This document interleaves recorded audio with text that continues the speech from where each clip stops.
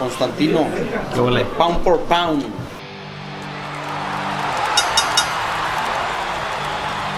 Background as well too. But Jay is definitely with me.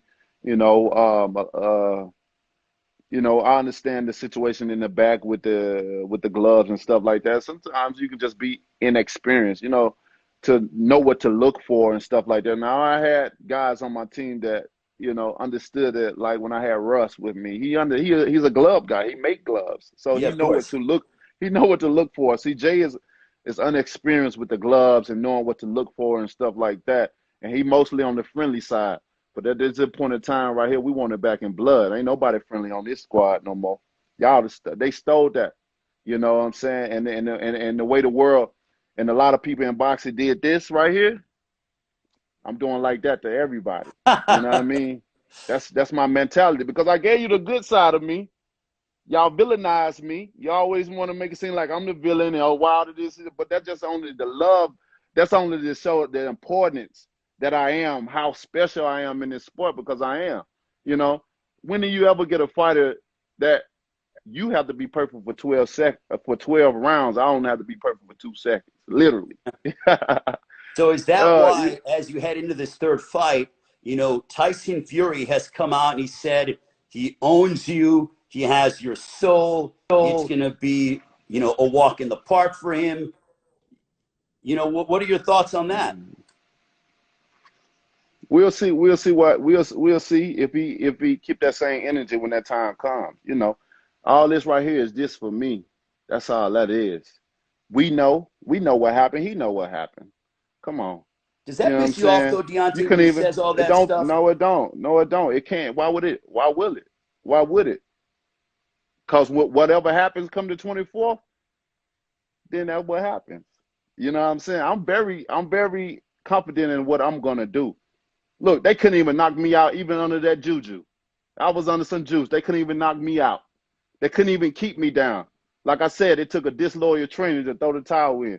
And the crazy shit about it already, when I had Mark, everybody said I should get rid of him.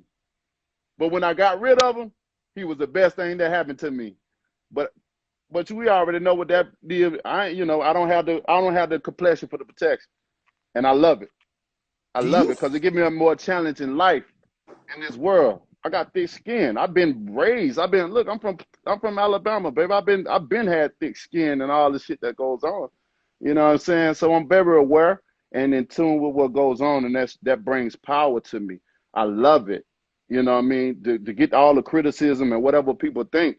When I look around and I think things over, I see all my good days. I weigh my bad days, and that allow me not to complain, baby. You know what I'm saying? Because I know half of the people in the world have never, ever achieved just a small little bit of what I've done. And that's power for me. I don't get mad about what people say or get frustrated about what he's talking about because that's just nervous talk to me. We know. We know he don't have no power. We know he can't. He gave me the best of him in that ring, and I took it all. I knew what was going on with my body. I felt it when the mask came off. I knew something was wrong with me. I knew I was not right. Mm-hmm. The people that was looking in, even the people at the top looking at the screen knew something was wrong with me. I wasn't doing the same thing. I was looking drained, drowsy. I knew it. I could have went back to my corner and said, yo, I don't feel right. I don't think I should fight. But I accepted. I accepted the challenge. I accepted what was going to happen. I was like, oh, shit, here you go. That bell ding. Let's go. Let's go. That's the warrior mentality of me. That's the warrior mindset. And I tell everybody, don't worry about my health. Don't worry about my children. Because at the end of the day, something happened to me, you motherfuckers ain't going to do nothing for my kids. Let's be real. Let's be honest. It's good to be optimistic. It's good to be modest about, hey, let's talk about the kids and stuff like that. But at the end of the day, you're not. That's why I handle my business not only in the inside of the ring, but on the outside of the ring as well. My children will be richer than a lot of us, even me. You know what I'm saying? Because I've laid down the foundation. I put in certain things that allow them to be great, while I'm here and while I'm gone. So I don't want people to worry about nothing that I do. I say I go off on my shield. If I'm going to die, I'd rather die doing something that I love doing. You know what I mean?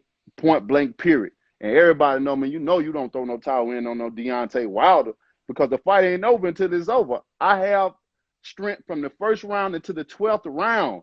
I would knock you out from the first round to the 12th round at the last second. That's facts. And that's just me. When you have a fight like that, I'm special. I'm special. When you have a fighter like that, you don't it ain't over till it's over. You'll have to kill me, and I do mean that. Every bit of that.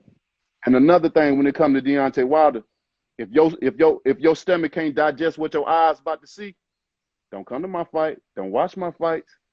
Cause I mean blood and I'm out for blood, baby. So are you Can't wait. telling us, Deontay, that there's going to be some violence on July 24th in Las Vegas? For the time I step foot in Vegas.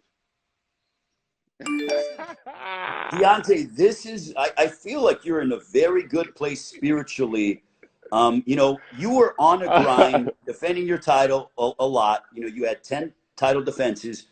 Do you feel refreshed from this break? Oh Because man. I'm watching you do different training tactics and everything else. I feel like your body's refreshed. You have this glimmer in your eyes that I don't know if I saw that leading up to previous fights because you were, defending your title, at twice a year, things along those lines. Is that fair to say? That's very fair to say. I've always fought off of injuries. I've never been 100%. Never been 100%. Now, I advise all fighters after every fight to go get an MRI, go get your body checked and stuff like that because sometimes you can have things that the MRI doesn't see that covers up. Your body it can be flared up in the inside where the MRI cannot read. You may have other tears and things that's up in your arms or whatever. And that was the case of me. Although we had the major thing that was going on, but because it was so inflamed in the inside, they couldn't see other problems. You know what I'm saying? I had 2 tears in my shoulder at one point in time.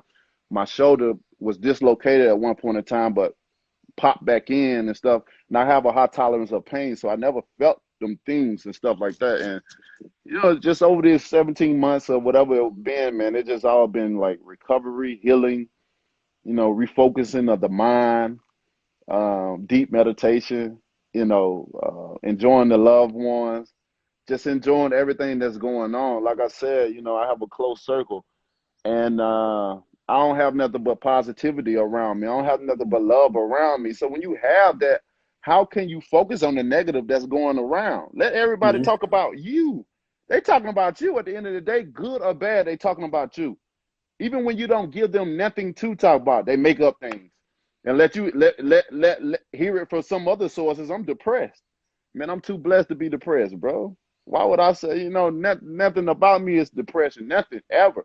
You know what I'm saying? So I let people talk. I let people express their opinions or whatever because they don't I'm the unknown to them. I'm not the regular. I don't go on social media boasting and bragging about the things that I have. You know what I'm saying?